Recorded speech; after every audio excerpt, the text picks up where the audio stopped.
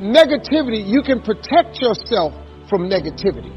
And that's what stops most people, negative thoughts. You can coat your mind from negativity. It's a real simple exercise to do. I do it every morning before I walk out the door. The way you can put a coating around your mind is with one simple thing: gratitude. Gratitude erases negativity. I'm going to show you how this works. If you wake up in the morning and you start having negative thoughts, man, this ain't my day. I woke up on the wrong side of the bed. I'm tripping. I just don't feel myself. Every time you feel in the middle of the day, if you feel yourself doing that, stop. Just stop for a second and start going over in your mind everything you have to be grateful for. Because what you have is substantial. You just haven't gone over the list and taken inventory in a long time. But the fact that you can walk, that's a blessing. The fact that you woke up, that's another blessing. The fact that you can see, think, reason, that's another blessing. No matter who you are, no matter where you are in life, you can take the lid off of your job. And if you're wondering if you still have the lid on in your life, here are some clues that's going to let you know that the lid is still on. If you're not excited about waking up in the morning, if you're sitting around bored out of your mind, if you got time to do everything anybody asks you to do, you probably got the lid on. If when you tell your dreams to all your friends, it makes sense to them, you got your lid on, man. Your dreams should not make sense to everybody. You got to say something that make people go, how you going to do that? That's when you got the lid off. And if I were you, I'd do that. I'd take the lid off. Makes sense to me, don't it? I mean, look, in show business, that's all the time. You could come to work one day and they just say the show is canceled. What can you do? So what I've done is I've produced so much content. I got radio, I write books, I write movies, I do TV shows, I host TV shows. I got a game show, I do a Facebook watch show. I do so many. So when they come and they cancel something, I don't really give a damn. Because I got 8 more jobs. You know what I mean? I've just managed to stack. And then I'm always prepared. I prepare for what's coming. Here's the deal. Change is inevitable. So here's what's going to happen. No matter what's going on in your life, it's not permanent. Everything is going to change. So there's 2 things you can do with change. You can react to it or you can participate in it. It's going to change anyway. So if you keep waiting around, you're going to have to react to the change. And now you're behind. But if you participate in the change, if you know the job you have is not going to last forever. I'm just telling you. COVID proved that already. Where you go to work at every day, that's going to change. COVID proved that already. Your best laid plans has changed.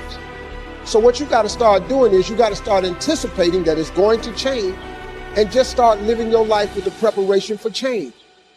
No matter what you're doing, you could be doing more. Remember that. It's 24 hours in a day. You got to use as many of those hours to prepare stability for yourself as you can.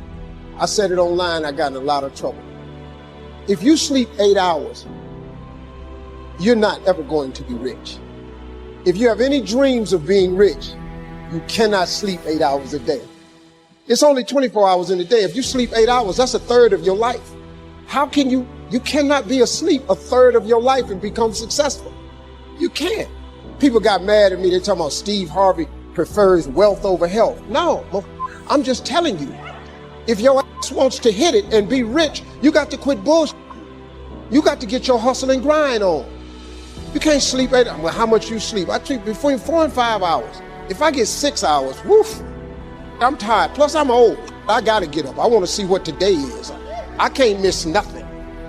Now, I'm old, man. I'm 64 years old, so I can't be laying in the bed waiting. I got to get up early. I'm up before the sun come up every day because I just want to see what else God got for me. He done gave me a lot. Might as well go see the rest of it, right? You can't see or sleep. So I've always prepared myself for what this business is. And for the first time, I've actually thought about retiring. This is the first time I've ever thought about retiring. So now I want to come home. I'm coming to Africa. The one thing that I have learned to relate to all of my children is to dream. There is nothing bigger than your dream. Nothing is greater than your dream. Now, as we sit in this great educational institution, I am not saying that your education is not important, because it's tied to a lot of your dreams. But let me tell you something. There ain't nothing bigger than your dream. Because your dream will propel you to get the education. Don't you ever stop dreaming. Don't you ever stop imagining. And we're going to talk about them two things a lot. But don't you ever stop dreaming. Your Bible says a man without a dream or a vision shall perish. That's in your Bible. It ain't just in the one I read. Nowhere in there does it say without an education you perish. But it says without a dream or vision you perish. So if what you're dreaming about requires an education, it is then your dream that propels you to get the education. But the dream is bigger than anything, man. See, if it was an education that caused you to be great or successful, I ain't here today, because I don't have one of them. But nobody could outdream you. Your dream is everything, man. It's the biggest part of your life. Look, man, it is that thing that God puts in you that don't let you sleep sometimes. It's your dream. It's that thing, that part of you, man, that wakes you up and stirs the very pit of your soul. I've always taught my children to dream. The secret, though, the secret to real success is if you tie your gift to the dream. Whatever position you find yourself in today, we put ourselves there by a series of thoughts and actions. Thoughts turn into things. That's very important to know. So let's look at both sides of it. For people who think negative thoughts, it turns into negative things. And the direct opposite is true for those who think positive thoughts. It turns into positive things. That's the deal. It's as simple as that, folks. Thoughts become things. So the one glaring question for all of us always is, on a daily basis, what are you thinking? What are your thoughts? What are you thinking? What are your thoughts? Because this is a fact of life. This is biblical. This is spiritual. This is written. This is philosophical. This is the law of the universe. This is just the way it is. Now, and here the cold part, folks. It don't matter if you believe me or not. It does not matter if you have never been explained this or not. And it does not matter if you think it works in your life or not. It don't matter. Listen to me. It is the way it is. It's just whatever. It's the law of the universe. You call whatever you want to call. However, you got to dress this thing up, because this is all it is.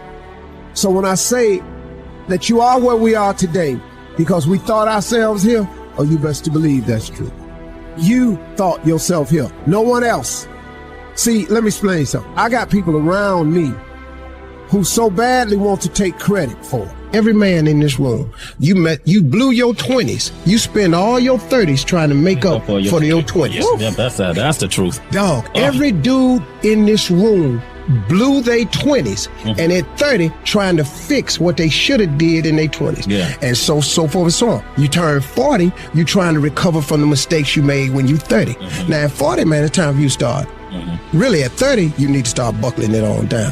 And just realize, man, everybody make mistakes. And if the mistakes you're going through are going to help you become the person you need to be later on. Steve Harvey. All them mistakes, dog, they cool to make. Yeah. I needed to mess up every marriage. I needed to get arrested like I did. Yeah. I needed to get shot. I needed all this, dog. I needed shot? to be homeless. Yeah. I needed all them things to happen to turn me into who I am today. So when you're young and you make mistakes, don't let them eat you up. Because everybody that done made it, done made them. Yeah. You got to fail in order to win. Hey, look, man, to understand how to hit the game-winning shot, you got to miss the game-winning shot. First of all, you're talking about stuff that I can relate to like so many others can relate to. I mean, you know, everybody got the same story. We just got different details. But like I always say, life is 10% what happens to you. It's 90% what you do about it. See, we're going to dive into a chapter from my new book. And it's chapter 1, section 1. This is very clear for people. So the first step is getting completely and brutally honest enough to say, I am tired of myself. When you say I'm sick and tired of being sick and tired, that's the facilitator of change. That's when you're ready to say these words, no more excuses. No more excuses. I went to Kent State, I dropped out. I didn't drop out, I flunked out. Now that threw my life into a spiral, but because I didn't have a college degree, I could not let that stop me. And like you're doing, where you're saying, all my friends at this age are settling in your careers, you don't even know if they're happy or not. Stop comparing yourself to others. So the first thing you do is stop focusing on other people. Instead, focus on being the best version of you that you can. Then you'll recognize that you deserve to sit at the big table with everybody else after you become the best that you can be. Now, once you've accepted that you have as much right to success and much right to succeed as anybody else, the next step is learning how to talk the talk. You have to get fluid in the language of success so you speak it with ease. Surround yourself with people who've accomplished their dreams and immerse yourself in the culture of achievement. You know, you've got to be tough because the road to success is always under construction. It's never a clear path to success.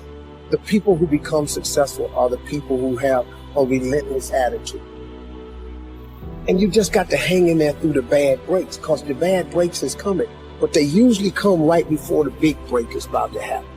You get a series of bad breaks and it stumbles up a lot of people. My life and my success is to say to anyone, you can stumble, you can fall, you can get back up again. And like I've said before, we each have a gift. But too many people miss out because they refuse to sign the lease on their gift. You keep looking for it outside of you. Stop. Sit with yourself.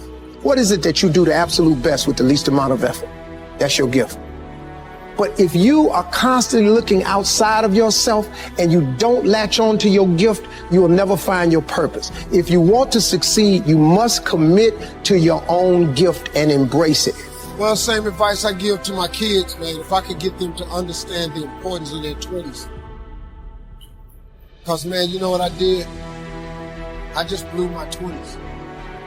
I ended up spending all of my 30s fixing what I messed up in my 30s. And I spent all of my 40s doing what I could have been doing in my 30s. I looked up, man, I had let too much time slip. If you could get young people to get their foot on the gas pedal in their 20s, because right now they think going out is everything. And I keep telling them, man, you're gonna outgrow that in a minute. Because, you know, like at this age, it's when somebody says, hey, we're gonna go out to a club tonight. What? Go out to a club? You kidding? It don't make no sense to you because you're over that. But it takes a minute for them to understand. It's sad. I wish they did. I wasn't clubbing in my 20s. I didn't know how to make a vision board. I didn't know how to. What really changed my life, man, was I got in Amway when I was about 24. I got in Amway. And that changed my life, man, because the first time ever, they introduced me to self-help books. And I read 2 books that changed my life. It was The Power of Positive Thinking by Norman Vincent Peale and The Magic of Thinking Big by David Schwartz. I read them books and it changed my life. But it also made me remember what my mother had taught me because she was a Sunday school teacher, because all self-help books are Bible-based. It's nothing, everything comes from the Bible. All of the self-help books.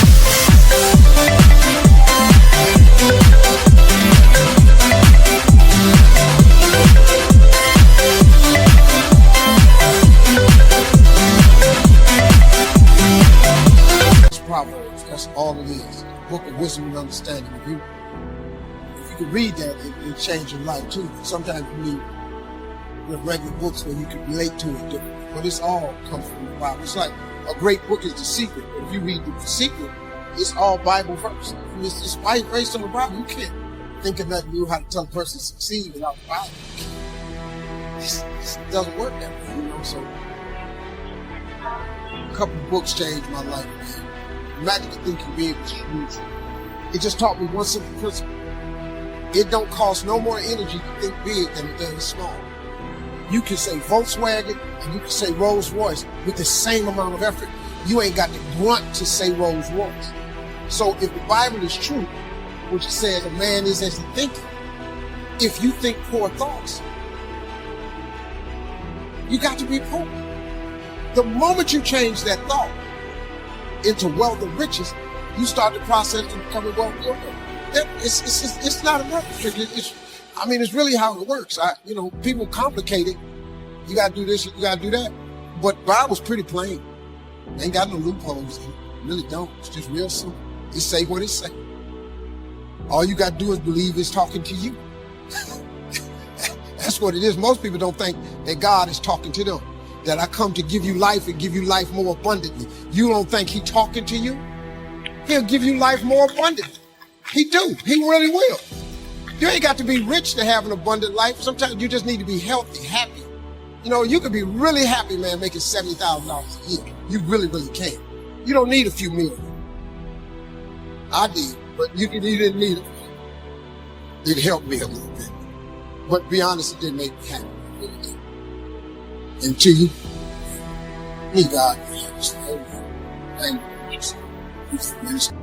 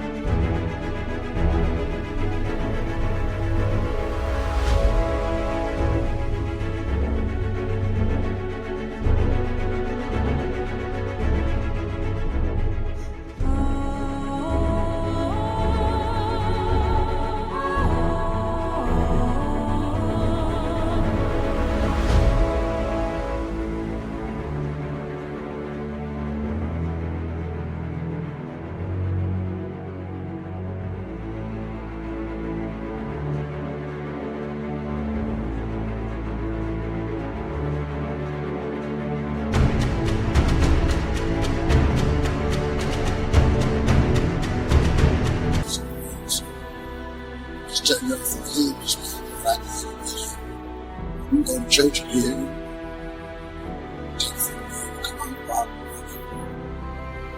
Pass my off and say, if you don't believe me, you need that. But I can take a sentence or a thought and make it common. Now, one dude told me, yeah, well, I hear you said it was hard, but you ain't funny to me. I ain't got to be funny to you. You've never bought a ticket to see me. No, I haven't. I still made it. It doesn't matter what nobody else thinks. What they gonna do? I don't think you're funny. Listen, listen. If you can think of something to get $10, I bet all of you have something that God has gifted you with that you could convince somebody to give you $10. I'm gonna show you how to become a millionaire. All you need is to have one thing that you can get $10 for. I don't care if it's cutting hair, cutting grass, painting, babysitting, typing papers, walking dogs. I don't care what it is. Just get somebody to give you $10. All I want you to do is do it and get $10. After you get $10, I want you to do it 10 more times. That's all. You have $100. When you get that $100, whatever you did to get the $100, I want you to do it 10 more times. You're going to have $1,000. Now, get a little tricky. Whatever you did to make $1,000, listen to me close. What I want you to do is do it 10 more times. That's what I want you to do. Don't change shit. Just do it 10 more times. You'll now have $10,000. Now, there's where you got to start using your faith. After you make $10,000 with this $10 idea, all I want you to do is do it 10 more times. Just 10. Whatever you did to make the $10,000, Do it 10 more times. You're going to have $100,000. Here's the trick of tricks. Once you make $100,000, you're going to have to hire a few people. All I want you to do after you make $100,000, same thing you did to make $100,000, I just want you to do it 10 more times. Congratulations. You are a millionaire. That's how it's done. These jokes I'm telling right now, these $25 jokes. My first gig paid me $25. These the same jokes, this just English. I ain't learned how to do this in Spanish or none of it. I just kept telling these jokes in English. 10 more times, 10 more times, 10 more.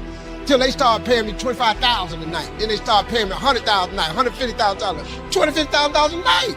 I made $500,000 telling jokes in one night. They're the same jokes.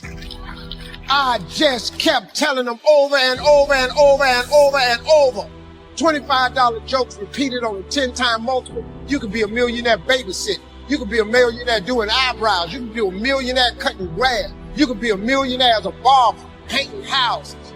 You already have the gift. God has already given you the gift. He gave it to you at birth. You was born with it. God ain't never created a soul he didn't give a birth to. That he didn't give a gift to at birth.